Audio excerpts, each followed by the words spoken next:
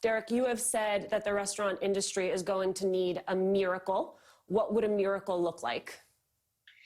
Let's talk first about what Northern Europe is doing, and then we'll talk about what the U.S. is doing. In Northern Europe, Denmark has essentially made the decision that we're going through what's essentially an economic freeze. We all have to essentially stop doing all these activities that were typically normal and healthy and wonderful, but now are essentially outlawed by our local governments. One of that being going to restaurants, sitting down in diners, and eating there. And what they're saying is, as long as the economy is essentially frozen, we have to make sure that people can still eat while the economy is frozen. So they're paying companies to keep people on their staff.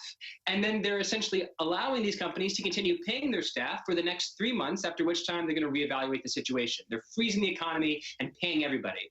We're doing a little bit more of a piecemeal approach. We're sending people checks. We are bolstering the unemployment insurance program. And we also are, through the Small Business Administration, guaranteeing loans to small businesses, encouraging them to keep up with their payrolls. I think in a way, this piecemeal answer in the U.S. reflects the fact that we are a more federalist country, a more distributed country. And so this is essentially our sort of, way to solve a lot of different problems at the same time. But ideally, in an ideal world, I would prefer the federal government essentially say, look, these companies cannot stay open the same way they might be able to in 6 months or 2 months ago. So let's find a way to give them a time machine to the future so they can continue to exist for the next 6 months. The best way to do that, I think, is to give them the cash they'll need to continue to pay their workers for the next half of the year.